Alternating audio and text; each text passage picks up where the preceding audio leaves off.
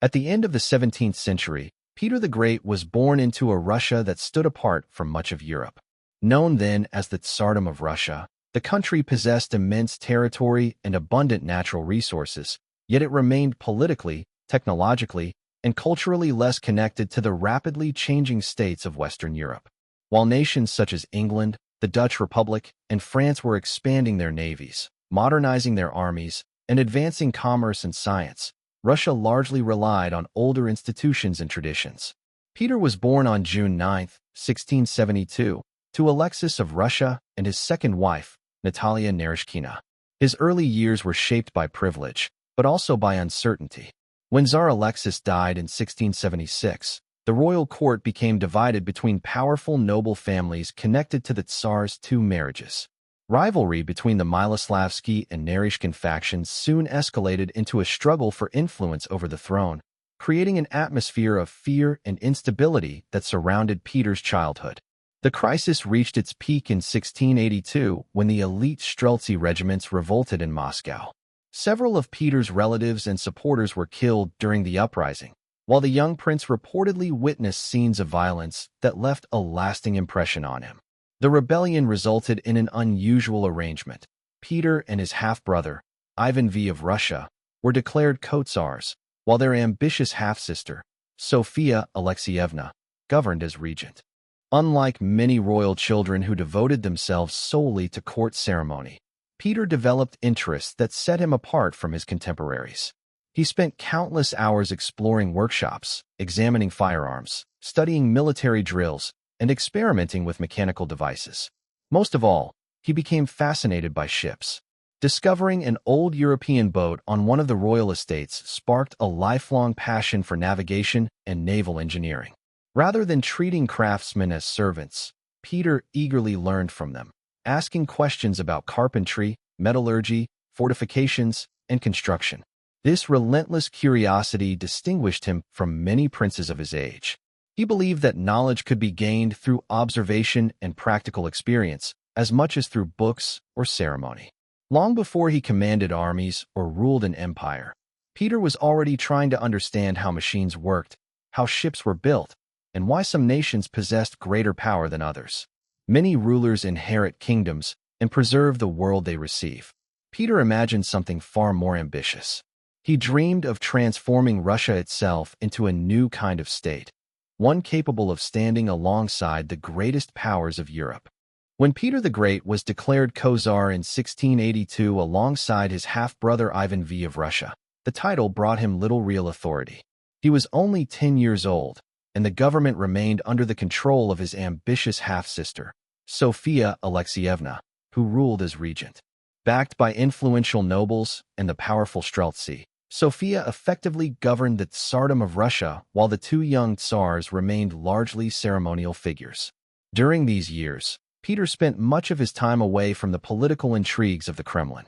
At the village of Preobrazhenskoye, he immersed himself in military exercises, engineering projects, and the study of foreign technology. What began as games with other boys gradually evolved into disciplined military training. The play regiments Peter organized would later become the elite Preobrazhensky and Semyonovsky Guards, units that formed the foundation of his future army. As Peter grew older, however, he became increasingly unwilling to remain a figurehead. By 1689, tensions between him and Sophia had reached a breaking point. Each side sought the loyalty of the nobility, the church, and the military.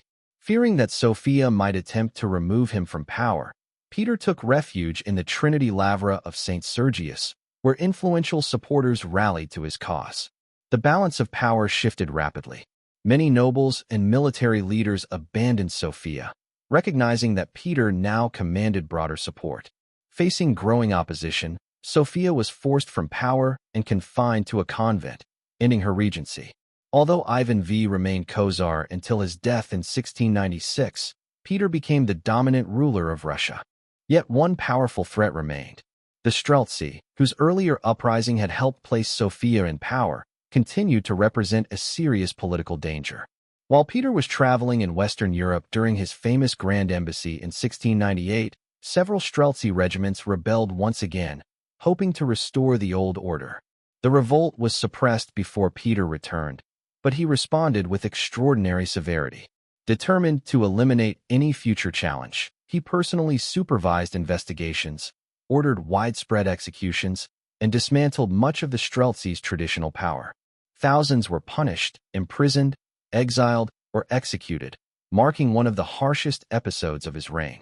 The crackdown sent an unmistakable message throughout Russia. Peter would tolerate no challenge to his authority. The young Tsar had learned from the violence of his childhood that political instability could destroy both rulers and kingdoms. To build the Russia he envisioned, he first believed he had to eliminate every rival capable of preventing change. History often remembers Peter as the ruler who modernized an empire. But before he could transform Russia, he had to secure the throne, and he proved willing to use ruthless measures to ensure that no one could take it from him. By the late 17th century, Peter the Great had secured his authority, but he understood that military strength alone would not make Russia a great power. While Western Europe was advancing in navigation, engineering, commerce, and military science, the Tsardom of Russia remained comparatively isolated. Peter believed that if Russia was to compete with Europe's leading states, it first had to learn from them. In 1697, he embarked on one of the most remarkable diplomatic missions of the era, known as the Grand Embassy. Accompanied by a large delegation of diplomats, soldiers, and specialists, Peter traveled across Europe with several objectives: to strengthen alliances against the Ottoman Empire, recruit skilled experts, and study the latest developments in technology and government. Unusually for a reigning monarch, Peter chose to travel under the name Peter Mikhailov, presenting himself as an ordinary member of the delegation rather than demanding the privileges of a czar. Although his extraordinary height, over 2 meters tall, made complete anonymity impossible, the disguise reflected his genuine desire to observe and learn rather than simply receive ceremonial honors. The journey took him to the Dutch Republic, then one of the world's foremost maritime powers. There, Peter worked in the shipyards of Zaandam and later at the shipyards of the Dutch East India Company in Amsterdam. Rather than merely watching craftsmen, he joined them, helping construct ships with his own hands. He believed that practical experience was the best teacher, and he eagerly absorbed every detail of naval architecture, carpentry, and engineering. His travels continued to Kingdom of England, where he visited the Royal Dockyard, Deptford, and studied England's rapidly growing navy. He met scientists, engineers, physicians, and military experts, examining everything from artillery and fortifications to scientific instruments and manufacturing techniques. Museums, observatories, factories, and arsenals all became classrooms for the Russian ruler. Everywhere he traveled, Peter encountered ideas and technologies that were either rare or entirely absent in Russia. Western European states possessed more advanced shipbuilding industries, professional armies, improved administrative systems, and thriving commercial economies. The journey confirmed what Peter had long suspected: Russia could no longer rely solely on tradition if it hoped to stand alongside Europe's greatest powers. When news reached him that the Streltsy had rebelled once again, Peter cut his journey short and hurried back to Russia. Yet he did not return as the same ruler who had departed. He came home with a new vision. The Grand Embassy had convinced him that Russia's future depended not on copying Europe blindly, but on adopting the knowledge, technology, and institutions that had made European nations strong. Many kings traveled to display their power. Peter traveled to challenge his own assumptions, because he understood a lesson that has echoed through history. The greatest leaders are not those who believe they know everything. They are the ones who never stop learning. When Peter the Great returned from the Grand Embassy, he was convinced that Russia could no longer remain isolated from the rapid developments taking place in Western Europe. The knowledge he had gained abroad strengthened his determination to transform the Tsardom of Russia into a modern state. The reforms that followed were among the most ambitious in Russian history, reshaping nearly every aspect of government, military organization, and daily life. Peter began with the military. He reorganized the army into a more professional force based on European methods of training and discipline. New artillery units were established, modern weapons were introduced, and officers increasingly received formal military education. Most importantly, Peter created Russia's first major permanent navy. Drawing on the shipbuilding skills he had learned in the Dutch Republic in England, he founded shipyards and ordered the construction of warships capable of challenging rival powers on the Baltic and Black Seas.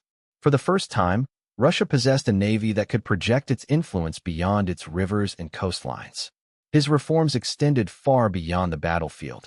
Peter reorganized the government by creating new administrative institutions, reducing the influence of outdated offices, and demanding greater accountability from state officials. He encouraged the development of mining, metallurgy, and manufacturing, inviting foreign craftsmen and engineers to share their expertise. New factories produced weapons, textiles, and industrial goods, helping strengthen the empire's economy while reducing its dependence on imports. Some of Peter's most famous reforms were cultural rather than political. Seeking to align Russian society more closely with Western European customs, he encouraged officials and nobles to wear European-style clothing instead of traditional robes. He also imposed the famous beard tax, requiring men who wished to keep their beards to pay a fee and carry a token proving payment. While beards held deep religious and cultural significance for many Russians, Peter regarded these measures as symbols of a broader effort to modernize society and reduce resistance to change. Not everyone welcomed these reforms.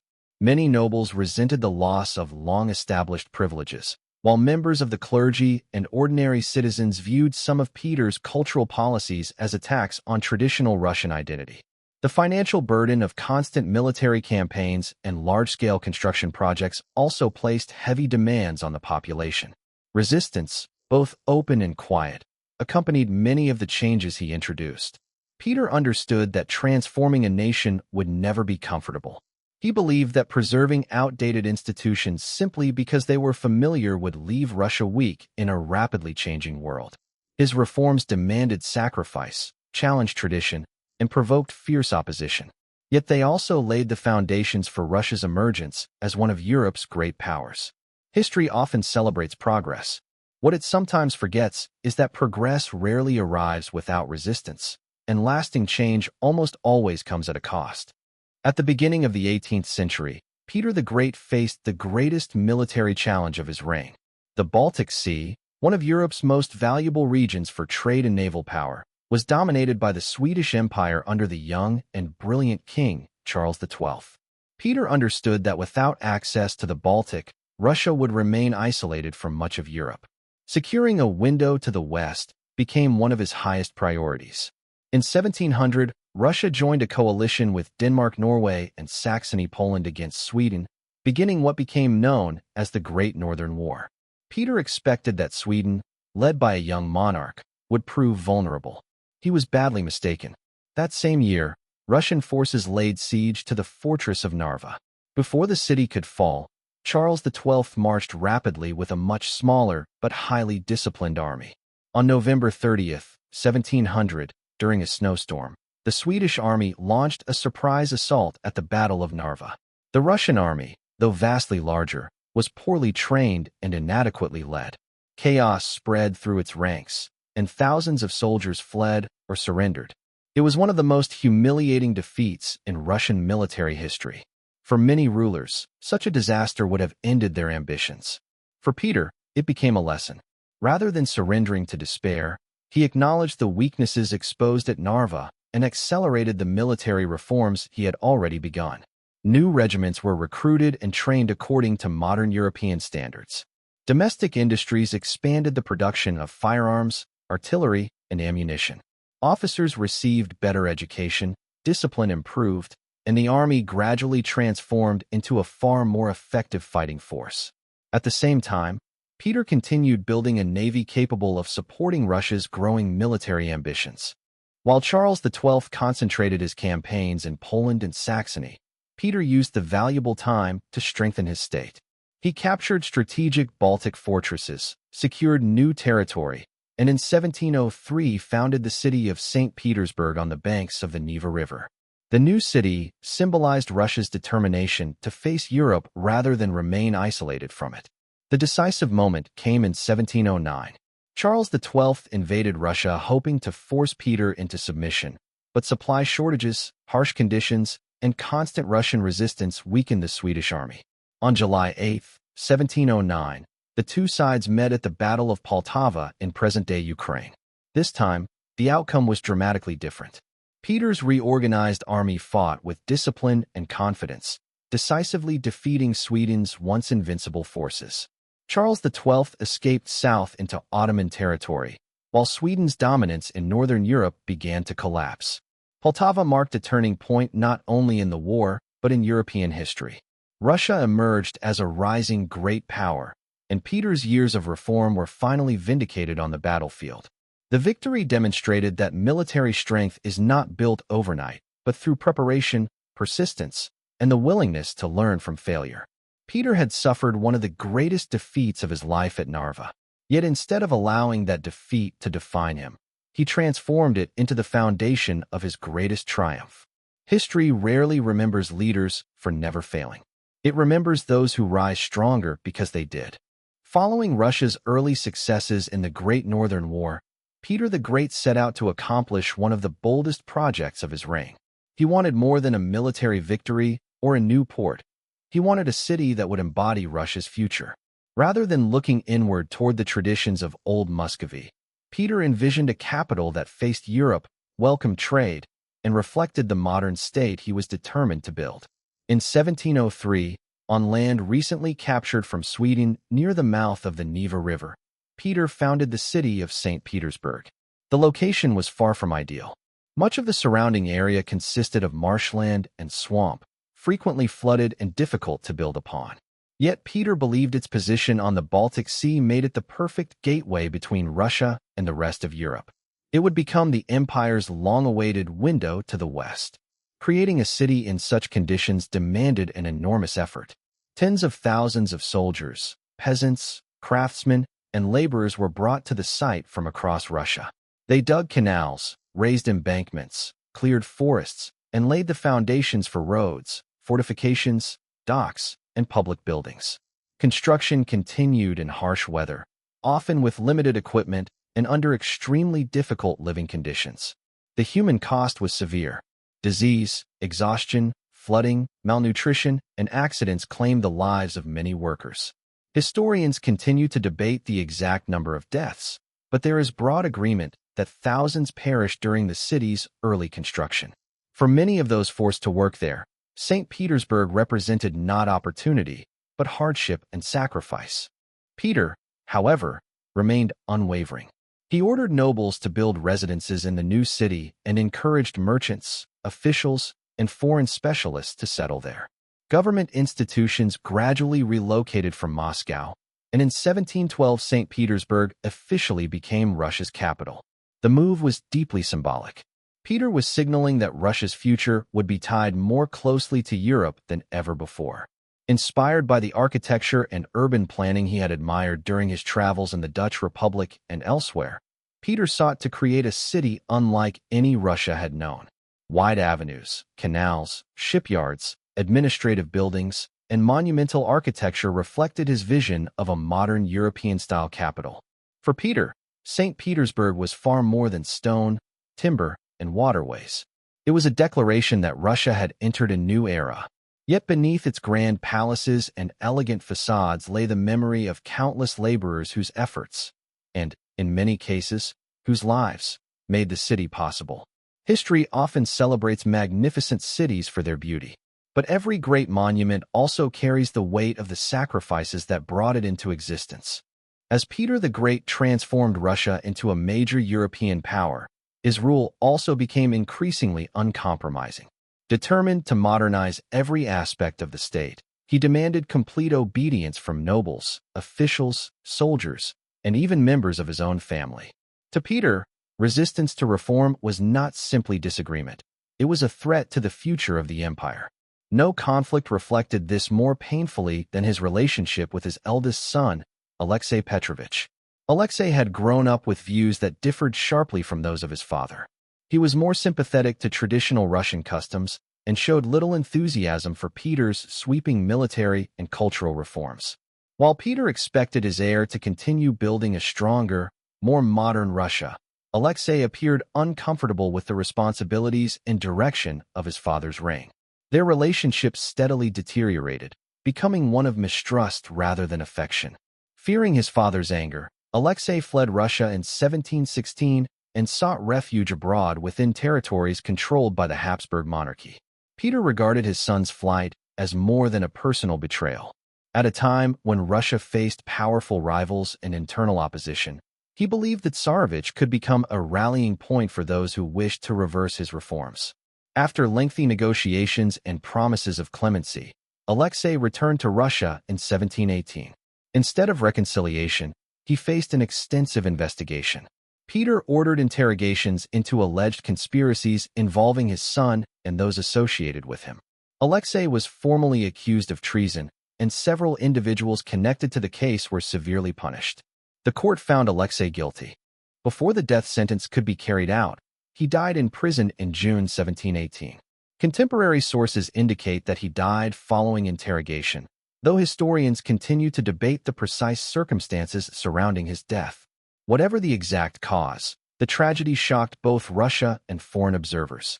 For Peter, the consequences reached far beyond politics. The ruler who had defeated Sweden, founded St. Petersburg, and reshaped the Russian state had been unable to preserve peace within his own family. His determination to protect the future of his reforms had come into direct conflict with his role as a father. History has long debated whether Peter believed he had no alternative or whether fear and suspicion drove him too far. What remains beyond dispute is the human cost. The man who transformed an empire could not save the bond between father and son.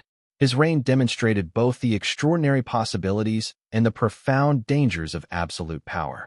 For a ruler determined to reshape history, the hardest battles are sometimes fought not against foreign enemies, but within the walls of his own home.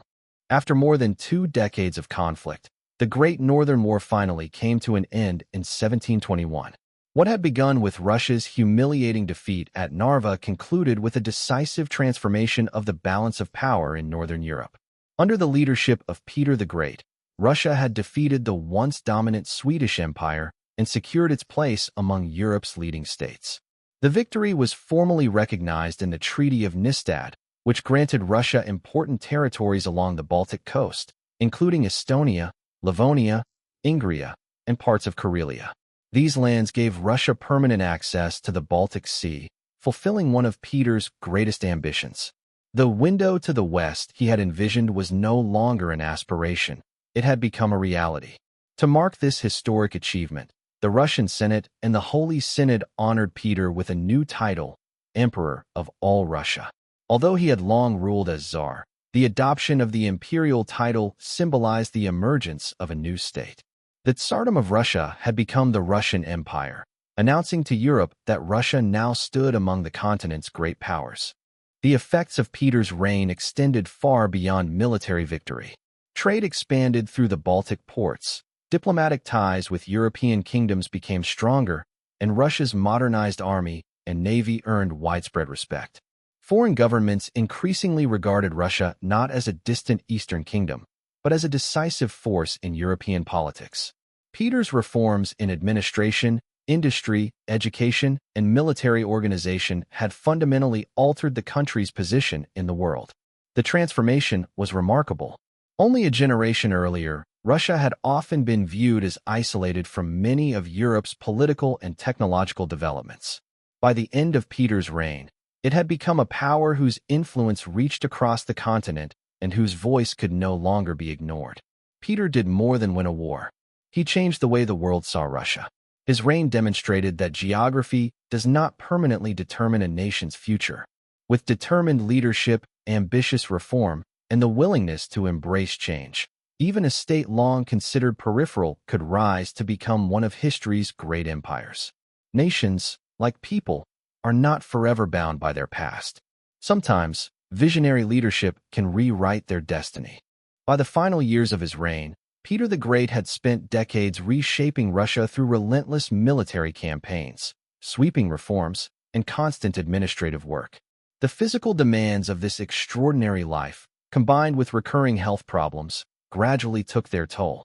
Yet, even as his condition worsened, Peter remained actively involved in the affairs of the Russian Empire, continuing to inspect projects, oversee government reforms, and direct state policy.